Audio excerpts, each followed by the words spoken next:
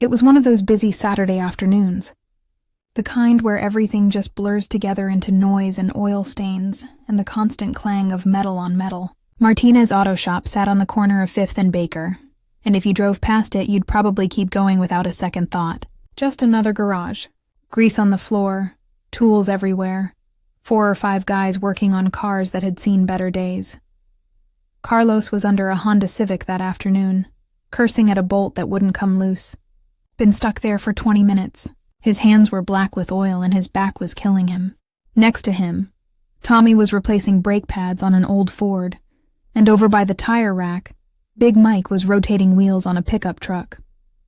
The radio was playing something classic rock, loud enough that nobody really had to talk, just the way they liked it. Then the man walked in. Nobody noticed him at first. He was quiet. Too quiet, maybe. When Carlos finally rolled out from under the Civic and saw him standing there in the doorway, he almost didn't say anything. The guy looked rough, real rough, clothes that hadn't been washed in weeks, maybe longer, dirt under his fingernails, face all worn down like he'd been through something nobody should go through. His hair was matted, his shoes had holes in them, and he was holding this old backpack that looked like it was falling apart. Carlos stood up, wiped his hands on a rag that was already too dirty to do any good. "Can I help you?" he asked, not unkind but not exactly warm either. It was a busy day. They had 5 cars waiting. The man didn't answer right away. He just stood there, shifting his weight from one foot to the other, looking down at the ground like he was trying to find the right words. When he finally spoke, his voice came out all shaky and broken. "My daughter," he said. "She's in my car outside. She's sick. Real sick. You know that feeling when something in the air just changes? Like the temperature drops or the sound gets different? That's what happened right then." Carlos looked past the man and through the open garage door, and sure enough, there was this beaten-up old station wagon parked outside. Looked like it hadn't run properly in years. Rust all over it, one headlight busted, exhaust pipe hanging half off. Tommy put down his wrench. Big Mike stopped what he was doing. Even the radio seemed quieter suddenly, like it knew something serious was happening. And if you believe moments like this deserve to be seen, hit that subscribe button right now. If you believe in people who step up when it matters most, in strangers who become heroes without thinking twice, please take a moment to hit that like button, leave a comment, and subscribe to Everyday Heroes. Because honestly, these are the stories that remind us humanity is still alive and well, even in the grease and grime of an ordinary garage. Carlos walked toward the doorway, the homeless man following close behind. When he got to the station wagon and looked through the passenger window, his stomach dropped. There was a little girl inside. Couldn't have been more than 6 or 7 years old. She was lying across the back seat, curled up under this thin blanket that looked like it came from a donation bin somewhere. Her face was pale, way too pale, and she was shaking even though it was warm outside. Sweat was dripping down her forehead, and her breathing was all shallow and rapid. "How long has she been like this?" Carlos asked, his voice different now. Serious, focused. 2 days, the man said, and his voice cracked when he said it. "Maybe 3. I don't know anymore. I tried taking her to the clinic, but they said I needed insurance, and I don't have that, and I don't have money. And I don't know what to do anymore." Carlos looked at Tommy, then at Big Mike. They'd all come closer now, standing around the car, looking at this little girl who was clearly in bad shape. None of them were doctors. They fixed cars, not people. But you didn't need a medical degree to see this kid needed help. Fast. "What's her name?" Big Mike asked, his voice softer than usual. "Emma," the man whispered. "Her name's Emma." There was this moment, just a second really, where nobody said anything. Carlos was thinking about his own daughter at home, probably watching cartoons right now, healthy and safe. Tommy was thinking about his niece who was around the same age. Big Mike was just staring at Emma, watching her chest rise and fall in these tiny little movements, and something in him broke. Carlos didn't even hesitate. "Get in," he said to the homeless man. "We're taking her to the hospital. Right now." "I can't pay," the man started to say, but Carlos cut him off. I didn't ask if you could pay. I said get in. Tommy was already pulling his phone out, calling ahead to County General to let them know they were coming. Big Mike ran inside and grabbed the keys to his truck because it was bigger and more reliable than the station wagon that looked like it might die any second. Within 2 minutes, they had Emma carefully lifted out of the back seat, still wrapped in that thin blanket, and placed in the back of Mike's truck. The homeless man climbed in next to her, tears running down his dirty face, not even trying to hide it anymore. Carlos drove. Mike sat in the back, keeping an eye on Emma. Tommy followed in his own car.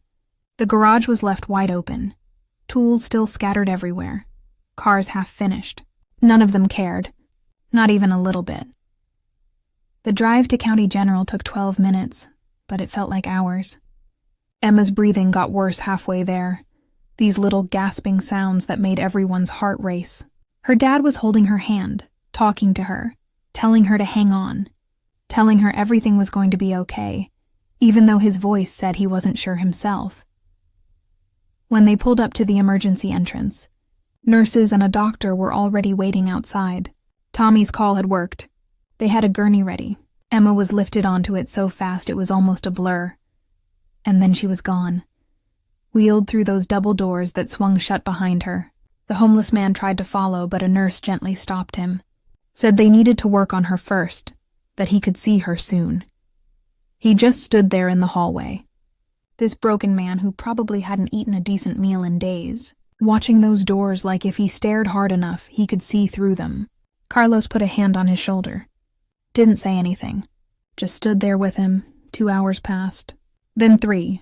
The mechanics didn't leave. They sat in those uncomfortable plastic chairs in the waiting room, still in their greasy work clothes, probably making the place smell like motor oil. Nobody complained. A couple of them made calls to wives or girlfriends, said they'd be late, didn't explain why. It wasn't important. Finally, a doctor came out. Young guy, couldn't have been older than 30. He looked tired, but he was smiling, and that smile was everything. She's stable, he said. Severe dehydration and a pretty bad infection, but we caught it in time. She's going to be okay. The homeless man, whose name turned out to be David, just collapsed. Not like he fainted, but like all the weight he'd been carrying just came crashing down and his legs couldn't hold it anymore. He sat down hard on the floor and put his face in his hands and sobbed. Not quiet crying, deep, body-shaking sobs that came from somewhere way down inside. Carlos sat down next to him, put his arm around him, let him cry. Later, after David was allowed to see Emma, and she was sleeping peacefully in a hospital bed with an IV in her arm and color coming back to her face, there was the matter of the bill.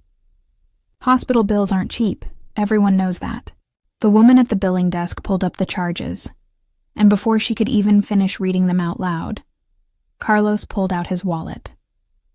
How much? He asked. Tommy and Big Mike did the same. Between the 3 of them, they covered the entire emergency room visit. Didn't even blink. When David tried to say something, tried to thank them, or promise to pay them back, Carlos just shook his head. You focus on your daughter, he said. That's all that matters right now. If this story touched you, if it reminded you that kindness doesn't need a reason and heroes don't always wear capes, please share this video. Leave a comment and tell us, what would you have done in Carlos's place? Would you have dropped everything too? Hit that subscribe button for Everyday Heroes, because these moments, these real moments of humanity, need to be seen and remembered. 3 weeks later, Emma was discharged, healthy, smiling, holding her dad's hand as they walked out of the hospital. David had connected with social services during that time, got into a program that helped him find temporary housing and a job.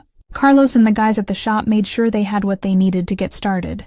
Groceries, clothes for Emma, some basic furniture donated from someone's garage. The day Emma came to the shop to say thank you, she was wearing a yellow dress someone had given her and her hair was in pigtails. She ran up to Carlos and hugged his legs tight, didn't say a word, just held on. David stood in the doorway of the garage, the same doorway he'd stood in 3 weeks earlier looking like the world had beaten him down, and he was crying again. But these were different tears. These were the kind that come when you remember what hope feels like. Carlos knelt down so he was eye level with Emma. "You feeling better, kiddo?" he asked. She nodded, gave him this big smile. "My daddy says you're heroes," she said. Carlos laughed, looked back at Tommy and Big Mike, who were both grinning like idiots. "Nah," he said. "We're just mechanics. But here's the thing about heroes, real ones anyway. They don't wait for permission. They don't need a reason beyond the fact that someone needs help, and they're able to give it. They don't wear special uniforms or have theme music playing when they show up. Sometimes they've got grease under their fingernails and oil stains on their shirts, and they're just trying to get through another Saturday." That day at Martinez Auto Shop, 3 mechanics proved something the world needs reminding of sometimes. That kindness isn't about how much you have. It's about what you're willing to give when it matters most. And sometimes all it takes is one person willing to say, "Get in," instead of, "I can't help you." The cars got fixed eventually. The shop stayed open. Life went on the way it always does. But every time Carlos looks at the corner where that station wagon was parked that afternoon, he remembers Emma's face through that window, remembers David's broken whisper, and remembers the moment they all chose to be something more than just guys who fix cars. Because that's what heroes do. They show up, they care, and they don't ask for anything in return except maybe knowing they made a difference. Even if it's just for one little girl in a yellow dress who'll never forget the day some mechanic saved her life.